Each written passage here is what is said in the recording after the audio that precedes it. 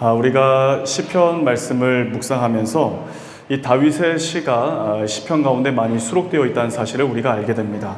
특별히 시편의 150편 이 수많은 그 시편 가운데에서 다윗의 시편이 상당히 많은 비중을 차지하고 있다는 사실을 알게 됩니다. 그런 이 많은 이 다윗의 시편들을 통해 정말 다윗 그의 신앙이 어떠했는지, 그의 삶이 어떠했는지, 과연 하나님께서 얼마나 기뻐하시는 신앙이었는지를 우리가 시편들을 통해서 묵상할 수 있게 됩니다. 그리고 더 나아가 이 다윗의 삶과 그 신앙을 통해 그 시편 가운데 담겨져 있는 하나님의 메시지를 우리가 들을 수가 있는 것입니다. 우리는 성경을 통해서 다윗을 만날 수 있습니다. 다윗 그는 이스라엘의 왕이었습니다. 지금까지도 이 다윗보다 훌륭한 왕이 없다라고 이야기할 정도로 평가되기 때문에 정말 그의 삶이 화려했고 전혀 문제없이 형통한 데다가 승승장구했다라고 생각하기가 쉽지만 이 다윗의 삶의 면면을 기록하고 있는 시편의 내용들을 묵상하다 보면 그렇지 않다라는 사실에 우리가 놀라게 됩니다. 다윗의 삶에는 숱한 어려움들이 있었습니다. 크고 작은 문제들을 겪었지만 그 문제가 해결되기도 전에 또 다른 문제가 겹겹이 찾아왔던 그의 삶이었습니다. 다윗 그는 아주 오랜 시간 동안 사울에 의해서 쫓김을 당하는 도망자의 삶을 살았습니다. 게다가 이 다윗에게는 가까운 가족에서부터 이웃나라에까지 수많은 대적들이 늘 있었고 그런 대적들을 상대해야만 했던 참으로 쉽지 않은 그의 일생이었습니다. 그러나 성경은 다윗의 신앙을 주목하고 있고 그러한 신앙을 온 세대에 걸쳐서 반드시 본받아야 할 신앙이라고 우리에게 말씀해주고 있습니다. 과연 다윗이 가진 신앙이 무엇인지, 무엇이 그의 삶을 지탱했는지, 정말 이 다윗의 삶을 이루어갈 수 있도록 했던 것이 무엇이었는지를 우리가 오늘 본문인 시편 27편을 통해 함께 나눌 수 있기를 원합니다. 먼저 첫 번째입니다. 다윗은 여호와는 나의 빛이시다라고 고백했습니다. 오늘 본문 1절 말씀을 보게 되면 이렇게 시작합니다. 여호와는 나의 빛이요. 그러면서 다윗은 반복해서 내가 누구를 두려워하리요? 내가 누구를 무서워하리요? 라고 고백하고 있습니다. 나는 하나님 외에는 다른 어떤 존재도 정말 아무것도 두려워하지 않고 무서워하지 않습니다. 오직 하나님만을 두려워합니다. 라고 고백하고 있는 이 다윗의 모습을 우리가 보게 되는 것입니다. 그렇습니다.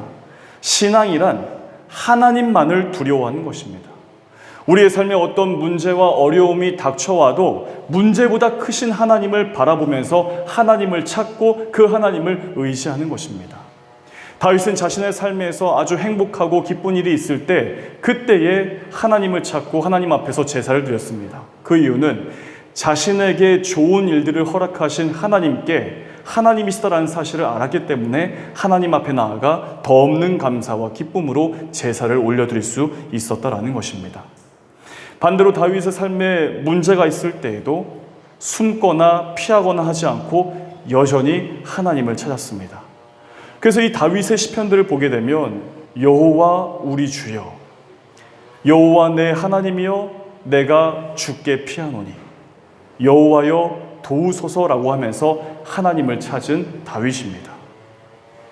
대적들, 정말 눈에 보이지 않는 수많은 원수들이 그의 삶을 둘러싸고 있을 때, 또한 뒤에서 수근수근 하면서 보이지 않게 숨어서 공격하는 이들이 있을 때 다윗 그는 자신이 가지고 있는 권력으로 직접 그 문제를 해결하려고 하지 않았습니다. 언제나 하나님을 찾고 하나님께 엎드리면서 하나님께서 하실 일들을 기다렸습니다. 하나님의 응답을 얻을 때까지 눈물로 기도하면서 하나님을 찾고 또 찾았던 다윗이었습니다. 이러한 순전한 신앙을 가졌기 때문에 다윗은 하나님이 아닌 그 어떤 대상들을 두려워하거나 무서워하지 않겠다라고 고백할 수가 있었던 것입니다. 이렇게 고백하고 있는 그 다윗의 신앙을 시편 27편에서 하나님을 향해 여호와는 나의 빛이시다라는 사실로 우리가 분명하게 깨달아 볼 수가 있습니다. 빛이란 어두움을 물리치는 힘입니다. 반대로 이 어두움은 캄캄한 상태를 포함해서 특별히 성경에서는 죽음, 고통스러움, 고난, 원수들의 공격, 위협 등으로 표현하고 있습니다. 실제로 이 다윗은 수많은 전쟁을 치르면서 여러 번 이 죽음의 위기에 노출되기도 했습니다. 게다가 10년이 넘는 세월 동안 사울에 의해서 쫓김을 당했습니다. 사울은 이 기간 동안에 다윗을 잡기 위해서 그 3,000명의 군대를 이끌면서까지 이 다윗을 추격하고 또 추격했습니다. 얼마나 두려웠을까요? 다윗이 이스라엘의 왕이 되었다고 해서 그의 삶의 문제가 사라진 것은 아니었습니다. 왕권 초기에는 여전히 사울의 세력들이 숨은 채로 다윗을 괴롭게 했습니다. 나중에는 자신의 충성스러운 부하가 등을 들렸고, 심지어는 자신의 아들이 아버지인 다윗을 향해 칼날을 들이우면서 반역을 일으키기까지도 했습니다. 그런 모든 시간들이 다윗에게는 지독할 만큼 칠흑 같은 어두움의 시간이었습니다. 그러나 다윗은 뭐라고 선포하고 있습니까? 하나님은 나의 빛이시다라고 고백하고 있습니다. 나 스스로에게는 내 삶으로 뒤덮여온 이 어두움을 몰아낼 수 있는 힘이 없지만 빛이신 하나님께서 나와 함께 하시면 더 이상 어두움은 버텨내지 못한다. 모든 문제가 내 삶 가운데에서 사라진다라는 사실을 그가 믿었다라는 사실입니다.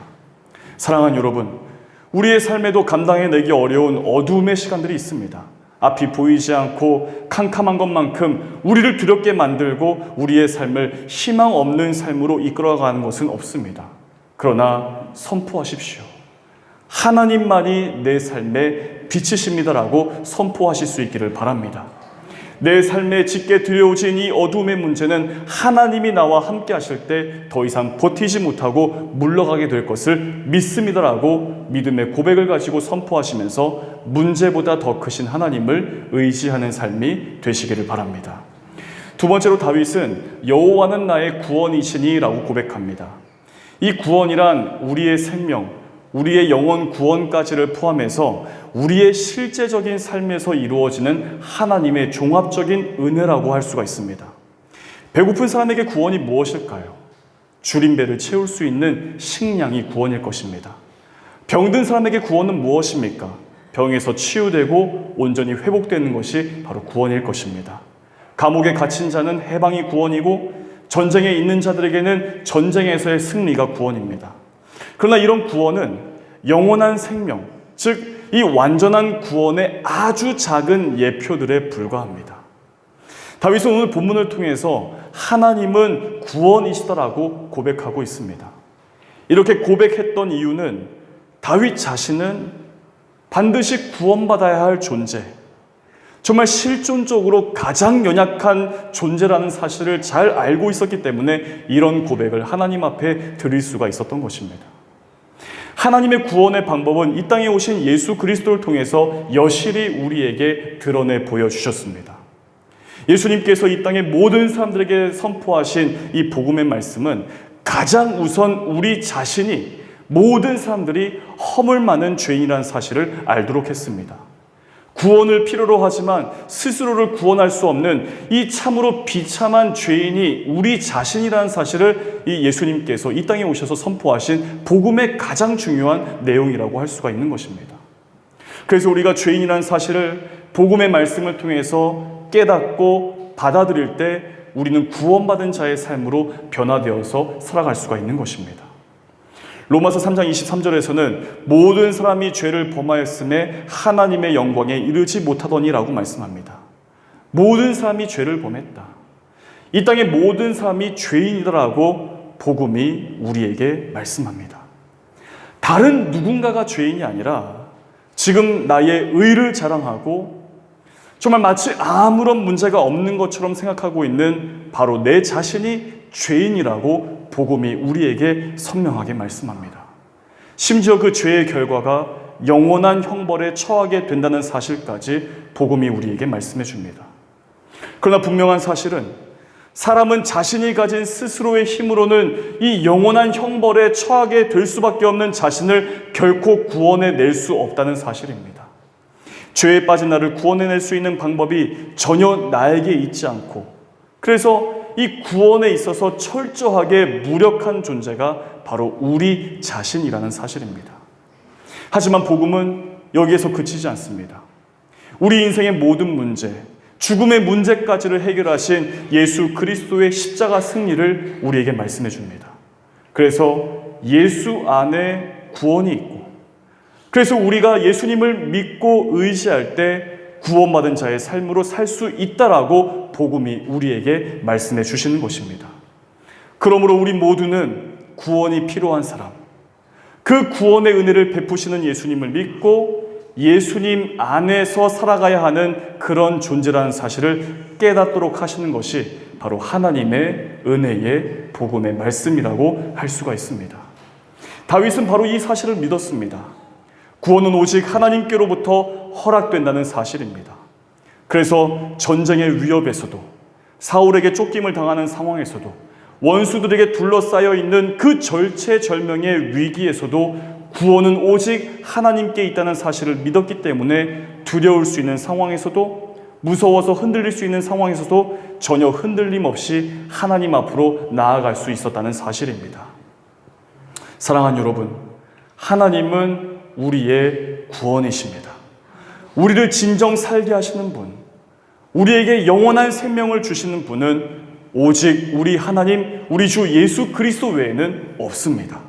이 사실을 믿으면서 우리에게 구원을 주시는 그 주님 안에서 살아가시는 우리 모두의 삶이 되시기를 주님의 이름으로 축복합니다. 세 번째로 다윗은 여호와는 내 생명의 능력이시니라고 고백합니다. 우리는 생명이 있기 때문에 호흡하며 살아갑니다. 하지만 우리의 생명은 그냥 가만히 있어도 시간이 흐르면서 또한 환경에 따라 점차 후패해져가고 노화되고 건강과 기능이 상실해져 간다는 사실을 모르는 사람은 아무도 없습니다. 왜냐하면 우리는 유한한 존재이고 한계가 많은 존재이기 때문에 우리 스스로에게는 내 생명을 유지할 수 있는, 스스로 보존해낼 수 있는 그런 능력이 전혀 없습니다. 그렇다면 과연 진정 우리의 생명을 지켜낼 수 있고 더 나아가 영원한 생명을 주시는 그 능력은 어디에 있는 것일까요? 바로 오직 우리 하나님께 있음을 믿으시기를 바랍니다. 다윗은 여러 차례 죽음의 위기를 넘겼습니다. 사울의 칼날 아래에서, 아들 압살롬의 칼날 아래에서, 정말 숨어있는 여러 수많은 그 대적들, 원수들의 수근수근하는 괴로운 소리들, 그 수많은 공격들로부터 여러 죽음의 위기를 겪었던 다윗이었습니다. 그런 위기 상황에서 다윗은 놀랍게도 자신의 생명이 보존되는 은혜를 누렸고 무엇보다 하나님께서 자신을 지켜주셨다는 사실을 깨닫고 믿음으로 늘 고백했던 다윗이었습니다. 이런 다윗은 자신의 생명뿐만 아니라 다른 사람의 생명까지도 아주 함부로 대하거나 그렇게 여기지 않았습니다. 특별히 다윗은 자신을 죽이기 위해 맹렬하게 추격해왔던 사울을 2번이나 죽일 수 있는 기회가 있었습니다. 다윗과 다윗을 따르는 600명의 무리가 어느 굴에 은신해 있을 때 마침 다윗을 추격해왔던 이 사울이 용변을 보기 위해서 그 굴에 들어왔다라고 성경은 증거하고 있습니다. 이때 다윗 곁에 있었던 이 부하들이 다윗에게 이야기합니다. 다윗이요, 지금 사울이 우리가 지금 은신해 있는 굴에 들어왔습니다. 지금이 기회입니다. 하나님이 허락하신 천국과도 같은 기회입니다. 하나님께서 당신의 원수인 사울을 보내주셨으니 이제 칼로 그를 죽이소서라고 이야기했을 때 다윗은 이렇게 대답을 했습니다. 하나님께서 기름 부으신 자, 하나님이 세우신 왕을 내가 해할 수 없다라고 이야기하면서 스스로 그 굴 밖으로 나아갔던 그런 다윗의 모습을 우리가 성경을 통해서 보게 됩니다. 또 한 번 사울을 죽일 수 있는 기회가 있었습니다. 사울이 다윗을 죽이기 위해 3,000명의 군사들을 이끌고 추격하는 가운데 있었습니다. 그러다가 날이 저물고 어느 곳에 진지를 구축한 다음에 진지 가장 깊숙한 곳에 장막을 세워서 이 사울이 거기에서 잠을 자고 있었습니다. 이 사울이 잠을 자고 있는 그곳에서는 3,000명의 군사들이 애워싸고 있었고 가장 용맹스러운 부하 장수들이 사울을 지키고 있었고 또한 외부에서 침입이 발생했을 때 바로 알릴 수 있는 파수꾼들이 군데군데마다 지키고 있었습니다.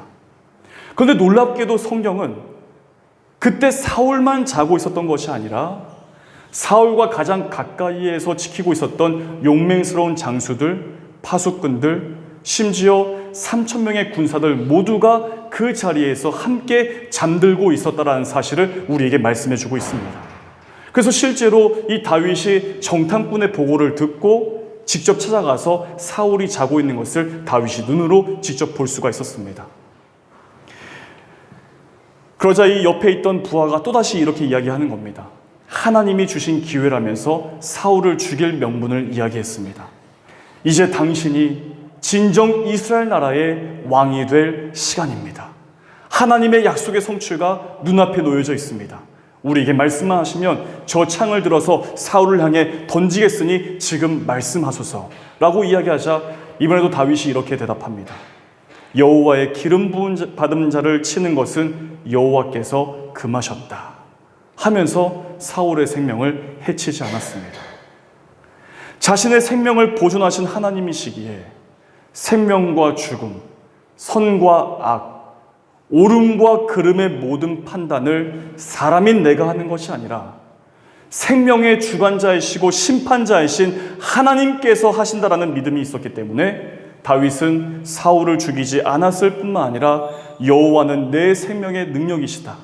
지금 내 생명을 이 땅에서만 보존하시는 하나님이 아니라 영원한 하나님 나라까지 내 생명을 영원히 허락하실 하나님으로 이 다윗은 고백할 수가 있었다는 사실입니다.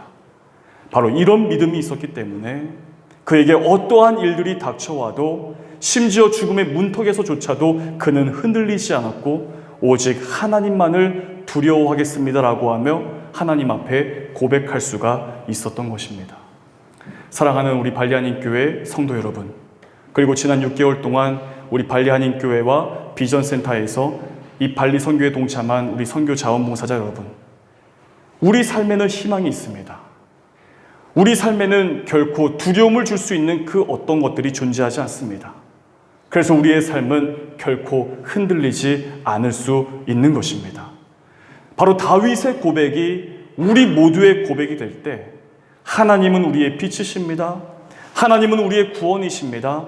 하나님은 내 생명의 능력이십니다라는 고백이 우리의 삶 가운데에서 믿음으로 터져 나올 때 우리는 우리에게 허락하신 사명을 감당하며 앞을 향해 담대히 나아갈 수가 있는 것입니다. 오늘 함께 예배를 드리는 모든 성도 여러분, 우리의 삶에 이런 하나님의 놀라우신 은총이 함께 하시기를 주님의 이름으로 축복합니다. 그리고 이제 발리 선교 사역을 마치고 돌아가는 우리 7명의 청년들의 앞길을 위해서 마음껏 축복하시고 기도해 주시기를 부탁드리겠습니다. 그래서 한국과 인도네시아 발리에서 정말 하나님의 은혜의 승전보를 함께 전하는 우리 모두의 삶이 되시기를 주님의 이름으로 간절히 축복합니다. 기도하겠습니다. 하나님, 다윗이 가진 믿음, 여호와는 나의 빛이십니다. 나의 구원이십니다. 나의 생명의 능력이십니다라는 이 다윗의 믿음이 우리의 믿음 되게 하시고 같은 믿음으로 같은 고백을 하며 하나님 안에서 살아가는 저희들 되게 하여 주시옵소서.